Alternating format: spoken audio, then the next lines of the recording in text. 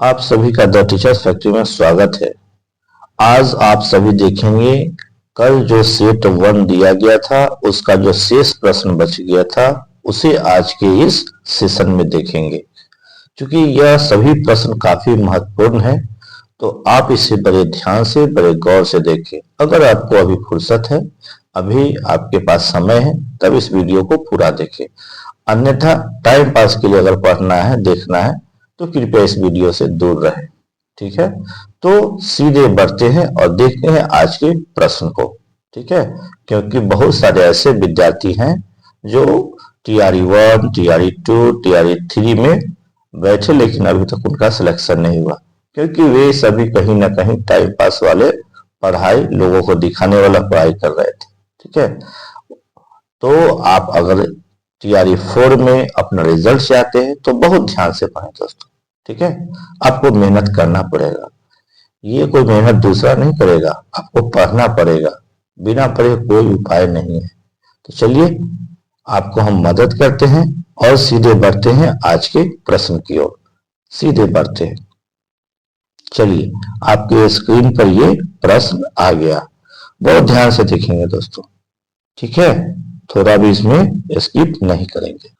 कल जो प्रश्न दिया गया था एक 54 नंबर, जिसका आंसर आपको देने के लिए बताया गया था, वो प्रश्न था कि कैबिनेट मिशन निम्नलिखित में से किसके लिए भारत भेजा गया था, और उसमें ये कुछ दिया भी गया था आपको।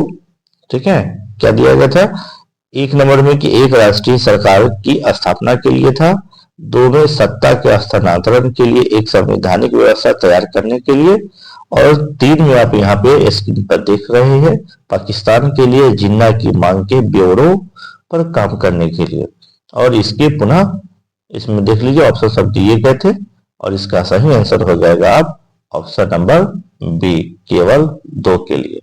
तो 2 में क्या है? 2 में यह है कि सत्ता के हस्तांतरण के लिए एक संवैधानिक व्यवस्था तैयार करने के लिए। ठीक है, चलिए अब सीधे बढ़ते हैं 55वां नंबर प्रश्न की ओर। और 55 में है प्रश्न, अब ध्यान से स्क्रीन पर देखते चले। ठीक है, इनमें से किसने हुमायूं को यह प्रस्ताव दिया था कि यदि उसे बंगाल पर अधिकार करने दिया गया तो वह बिहार को समर्पित कर देगा और 10 लाख दिनार की वार्षिक श्रद्धांजलि अर्पित करेगा? ऑप्शन सब देख लिया आप। ठीक है, और इसका सही आंसर हो जाएगा इसका 55 का ए, शेर खान। कौन थे? शेर खान। नेक्स्ट प्रश्न है, विक्रमशिला विश्वविद्यालय किसने यानी किसके द्वारा स्थापित किया गया था? और इसका आंसर है ऑप्शन नंबर ए, धर्मपाल। ठीक है, ध्यान से देखते चलिए सभी प्रश्नों को। इनमें से बिहार के प्रथम राज्यपाल कौन थे? और इसका आंसर हो जाएगा ए, सर जेम्स डेविड शिफ्टन। ठीक है, याद करते चले सभी प्रश्नों को। प्रश्न है 58 नंबर। ठीक है, Mahatma Gandhi and Bihar some reminiscences के लेखक कौन थे? और इसका सही आंसर हो जाएगा 58 का सी, डॉक्टर राजेंद्र प्रसाद। महत्वपूर्ण प्रश्न है, बिहार का सबसे पुराना गिरजाघर कौन सा है? और इसका आंसर हो जाएगा 59 का सी, पादरी की हवेली। ठीक है, सी। प्रश्न है 60, दिवंगत अभिनेता कुमुदलाल गांगुली, जिन्हें उनके मंचीय नाम अशोक कुमार से भी जाना जाता है, का जन्म बिहार के निम्नलिखित में से किस शहर में हुआ था? काफी इंपॉर्टेंट है, देख लीजिए। और इसका आंसर होगा बी, भागलपुर।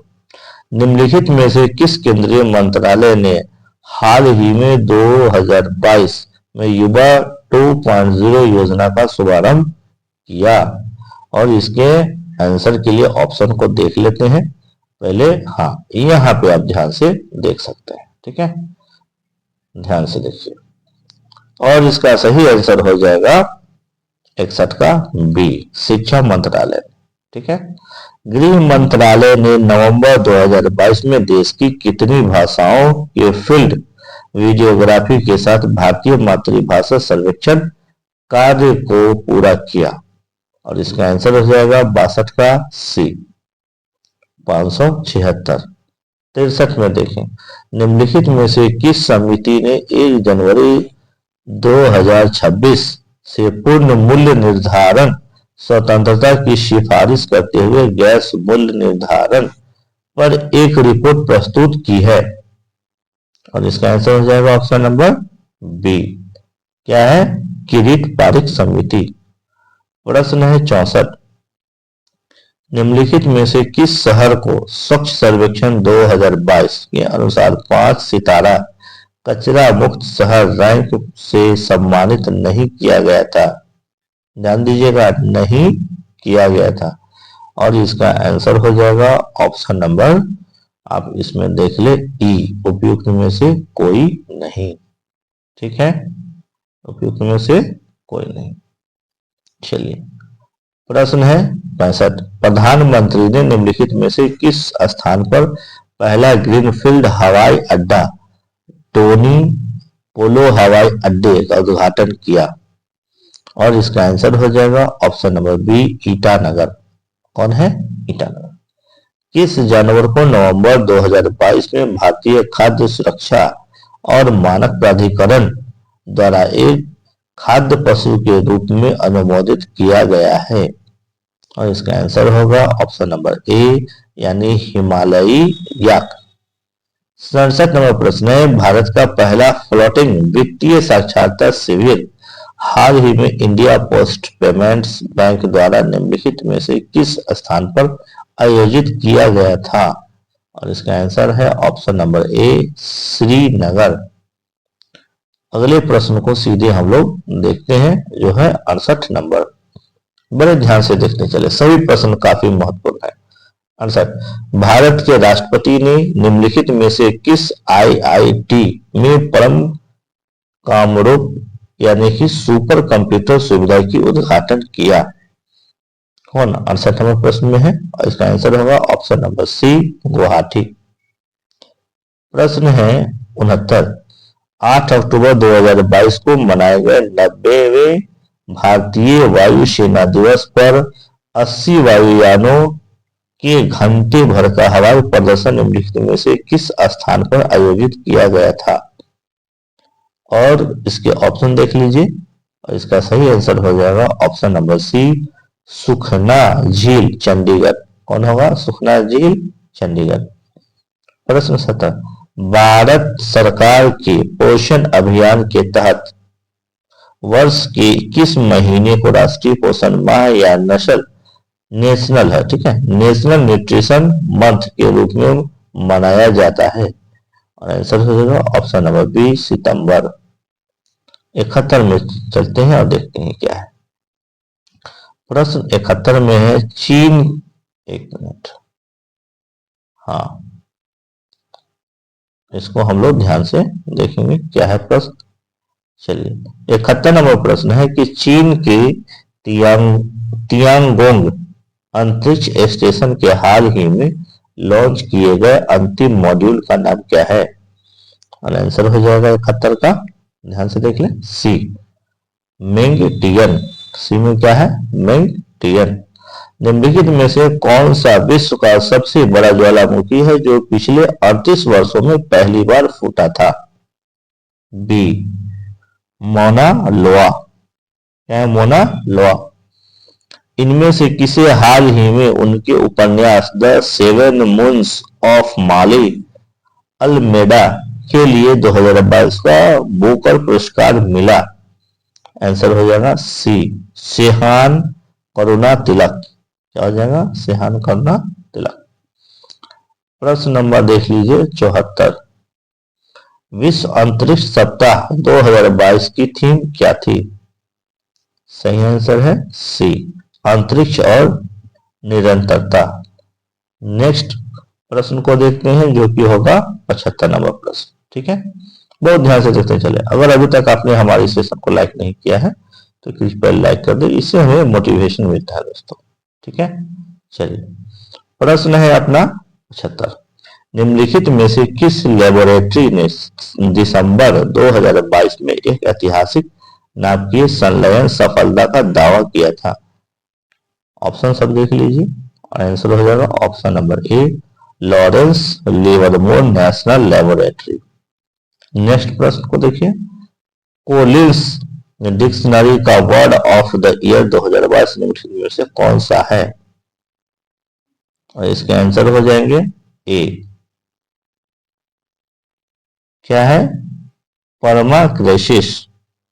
77, निम्नलिखित में से किस देश ने सेनेगल के साथ मिलकर COP27 के दौरान अंतर्राष्ट्रीय सूखा लचीलापन गठबंधन का शुभारंभ किया?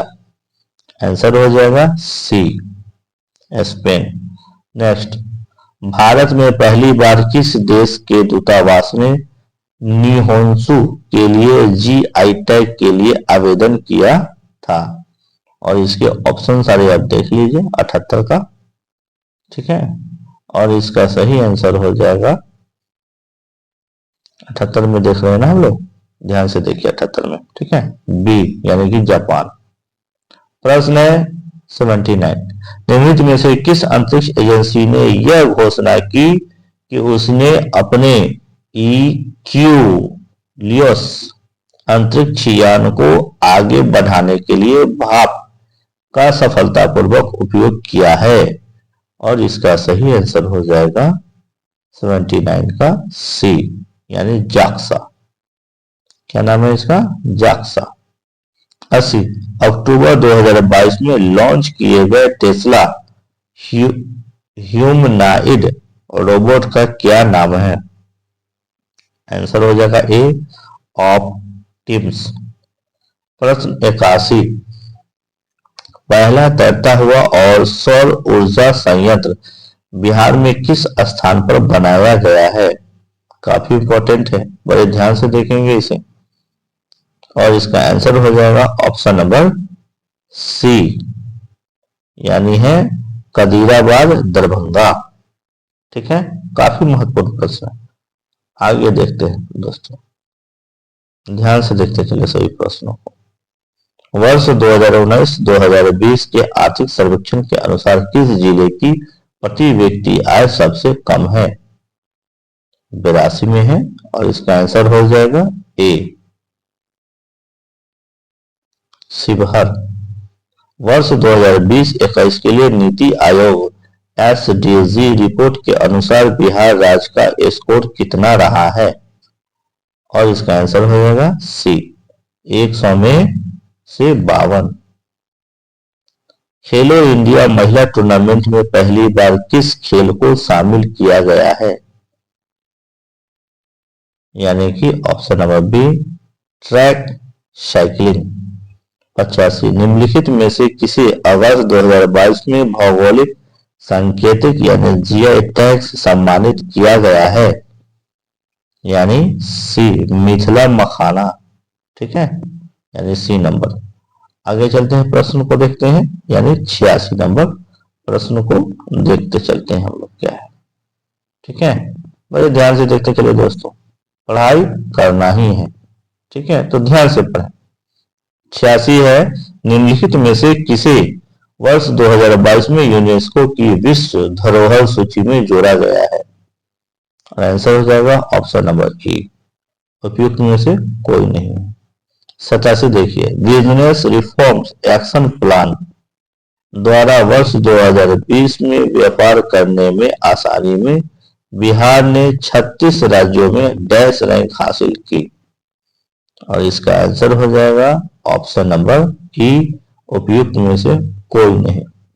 नेक्स्ट प्रश्न को देखिए, 88। 88 में क्या है?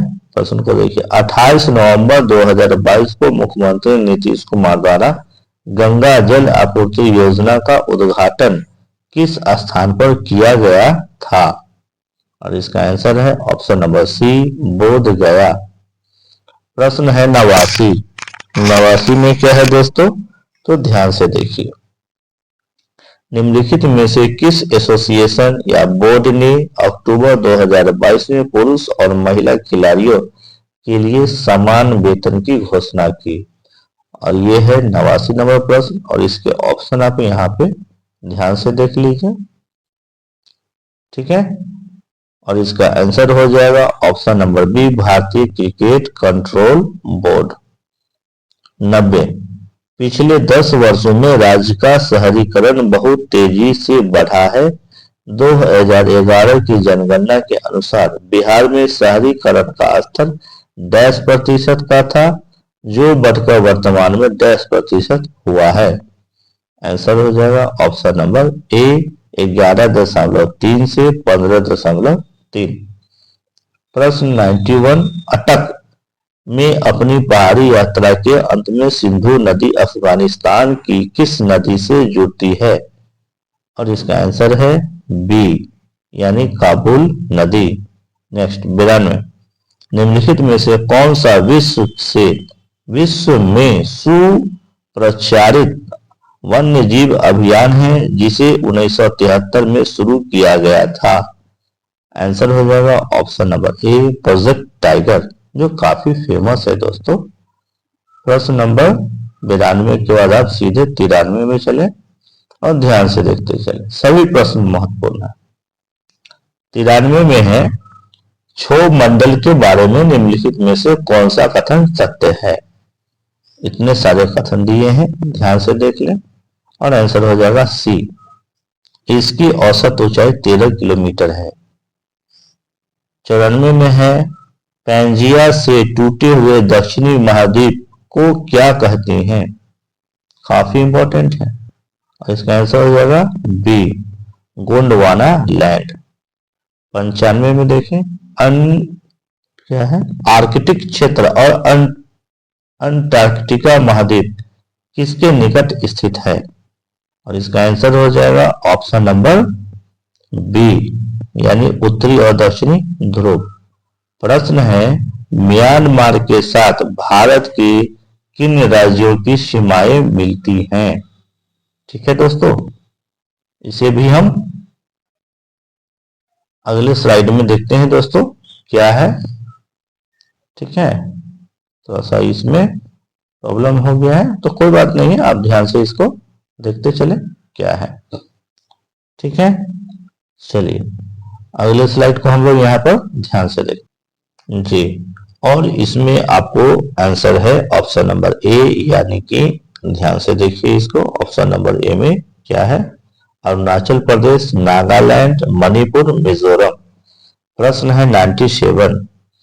निम्नलिखित में से कौन सा समुद्री जैव विविधता के दृष्टिकोण से दुनिया का सबसे समृद्ध क्षेत्र है, जिसमें ज्वारनमुख, समुद्र तट, निकटवर्ती पर्यावरण के जंगल, समुद्री घास, प्रवाल भित्तियां, नमक दलदल और मैंग्रोव के साथ 21 द्वीप शामिल है? और इसका आंसर हो जाएगा ऑप्शन नंबर ए, मन्नार खाड़ी बायोस्फीयर रिजर्व। प्रश्न है 98। कोपेन की वर्गीकरण योजना के अनुसार उत्तर प्रदेश और बिहार किस प्रकार के जलवायु प्रदेश में आते हैं? और इसका आंसर हो जाएगा ऑप्शन नंबर ए, CWG। ठीक है, 99। भारत की क्षेत्रीय सीमा तट से कितने समुद्री मील किमी तक समुद्र की ओर फैली हुई है? और इसका आंसर हो जाएगा ऑप्शन नंबर ए, 16 समुद्री मील, लगभग 25.9 किलोमीटर। 99 के बाद हम लोग देखते हैं 100 नंबर प्रश्न, बहुत ध्यान से देखते चलिए। भारत में निम्नलिखित में से कौन सी नदी घाटी कोयले के भंडारों से समृद्ध है? और इसका आंसर हो जाएगा 100 में, आप ध्यान से देख लें। दोस्तों थोड़ा सा इसमें आप एक काम कर सकते हैं, थोड़ा सा ये पीछे आ जाए। प्रश्न जो है 99 नंबर, इसका जो सही आंसर होगा दोस्तों, इसे आप ठीक कर ले, 12 में हो जाएगा। इसमें हो जाएगा बी, यानी कि 12 समुद्री मील, लगभग 21.9 किलोमीटर। ठीक है, इसे ठीक कर ले दोस्तों। और 100 नंबर प्रश्न जो है, इसका आंसर हो जाएगा ऑप्शन नंबर डी, उपयुक्त में से एक से अधिक। ठीक है, 101 में चलते हैं। भारत में चीनी उद्योग के बारे में निम्नलिखित में से कौन सा कथन सत्य यानी कि कथन सही नहीं है, इसको ध्यान से देख लीजिए। ठीक है, और इसका आंसर हो जाएगा ऑप्शन नंबर डी, उपयुक्त में से एक से अधिक। 102 नंबर प्रश्न को देखिए दोस्तों। 102 में है, ग्रीष्म के अंत में पूर्व मानसून वर्षा होती है जो केरल और कर्नाटक के तटीय क्षेत्रों में एक सामान्य घटना है। इसे स्थानीय रूप से किस नाम से जाना जाता है? ठीक है, और इतने सारे इसके ऑप्शन है, आपका ध्यान से देख लें। ठीक है, और इसका आंसर हो जाएगा यहाँ पे, सीधे हम स्क्रीन को लाते हैं। ठीक है, सारे देख लीजिए ऑप्शन को, और इसका आंसर हो जाएगा ऑप्शन नंबर सी, क्या है, मैंगो सावर्स। 103 नंबर प्रश्न को देखिए। वायुमंडल मुख्य रूप से किसके द्वारा गर्म होता है? सही आंसर हो जाएगा ऑप्शन नंबर सी, दीर्घ तरंग स्थलीय विकिरण। 104 में आइए, भारत के निम्नलिखित में से किस राज्य की सीमा बिहार में अधिकतम जिलों से लगती है? आंसर डी, उपयुक्त में से एक से अधिक। निम्नलिखित में से कौन सा भागलपुर से मिर्जा चौकी की ओर रेल मार्ग में बिहार का अंतिम रेलवे स्टेशन है? और इसका सही आंसर हो जाएगा option number B, Ammapali railway station. 106, Bihar में खनिज उत्पादन के संदर्भ में निम्नलिखित कथनों पर विचार कीजिए। ठीक है, पहले कथन को देख लीजिए और फिर उसका आंसर भी बनाने का प्रयास कीजिए। ठीक है, चलिए ध्यान से देखिए दोस्तों। 106,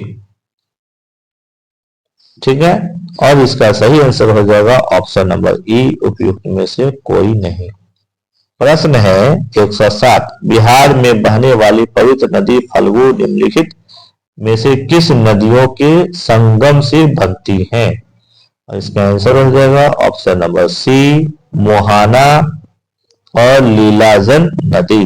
ठीक है, 108, बिहार में निम्नलिखित में से किस स्थान पर पहली बार चाय बागानों की स्थापना की गई? और आंसर हो जाएगा ऑप्शन नंबर ए, ठाकुरगंज। प्रश्न 108 हो गया। अब आइए 109 में, बहुत तेजी के साथ बढ़ते चलते हैं। बिहार में के निम्नलिखित जिलों का आरोही दशकीय जनसंख्या वृद्धि 2001-2011 के अनुसार सही क्रम चुनिए। यह है, और इसका आंसर हो जाएगा option number A, Siwan, Kishanganj, Madhepura. ठीक है, इसी क्रम में। चलिए प्रश्न है अगला देख लीजिए, बिहार में कृषि आधारित उद्योगों में किस खाद्य उद्योग का प्रभुत्व है? काफी महत्वपूर्ण है, और इसका आंसर हो जाएगा ऑप्शन नंबर ए, अनाज आधारित उद्योग। 111 नंबर प्रश्न, ये प्रश्न को देखिए, 20 सेमी फोकस दूरी के एक उत्तल लेंस की सतह पर सफेद घोरे का प्रतिबिंब बनाने के लिए बड़ी संख्या के काले रंग की पतली पट्टियां बनाई जाती है, वह प्रतिबिंब कैसा होगा? और प्रश्न है 111, और इसका आंसर हो जाएगा सी, कम चमक वाला एक घोड़ा। प्रश्न है 112, बहुत ध्यान से देखते चले। अगर अभी तक आपने हमारे इस चैनल को सब्सक्राइब नहीं की तो कृपया सब्सक्राइब कर ले, ताकि इस तरह के क्लासेस आपको सीधे मिल सके। ठीक है, कोई चार्ज नहीं लगता है दोस्तों सब्सक्राइब करने में, इसलिए कृपया सब्सक्राइब अवश्य कर ले। चलिए 112 प्रश्न है, ध्वनि की तीक्ष्णता किसके द्वारा निर्धारित की गई है?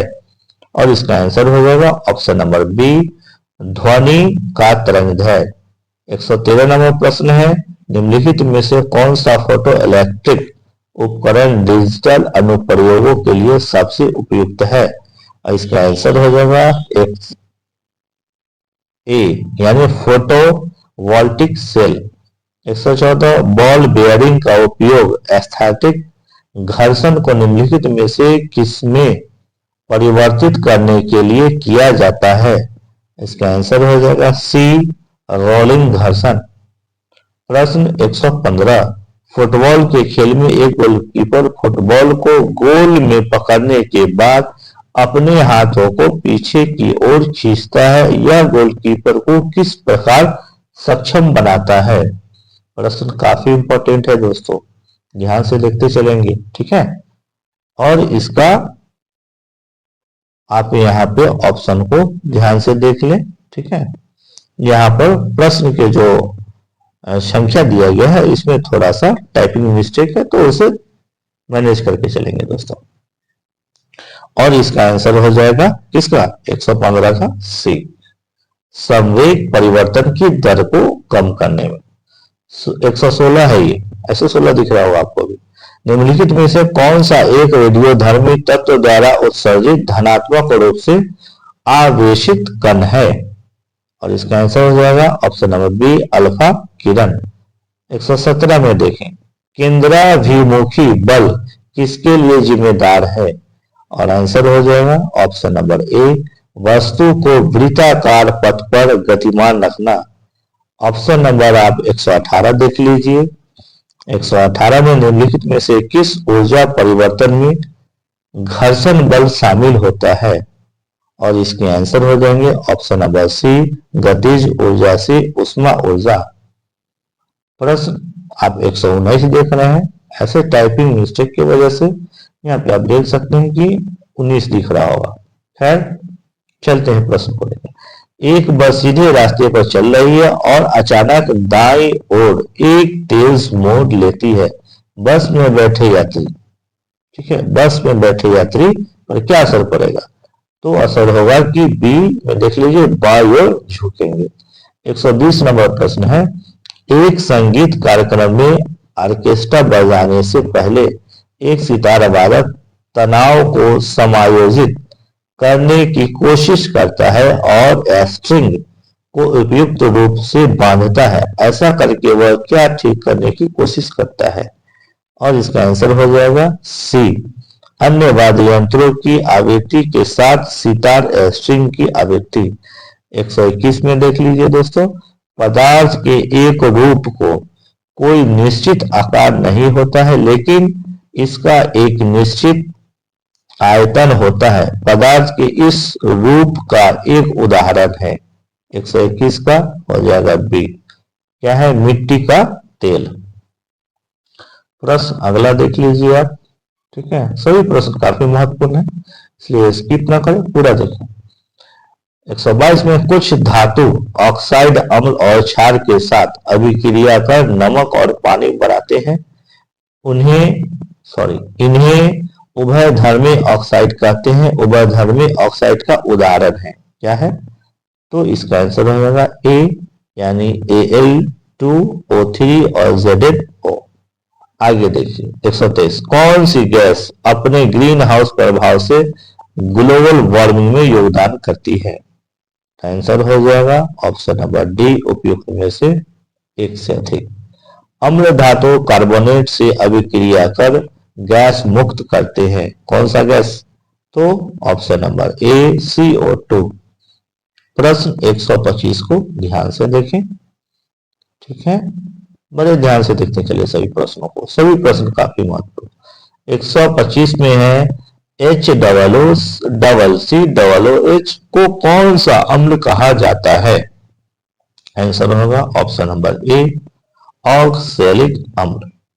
126, आपको 3 प्रश्नावलियां दी गई हैं, उनमें से एक में आसूत जल है और अन्य 2 में से एक में अम्लीय विलयन तथा दूसरे में क्षारीय विलयन है। इनमें से किसमें लाल लिटमस नीला हो जाएगा? और इसका आंसर हो जाएगा ऑप्शन नंबर बी, क्षार। नेक्स्ट प्रश्न को देखिए दोस्तों, एसिटिक अम्ल की गंध किसमें समान होती है? आंसर हो जाएगा सी, सिरका। और उसके बाद देख लीजिए प्रश्न है 128, शुष्क HCl गैस शुष्क लिटमस पत्र का रंग क्यों नहीं बदलती?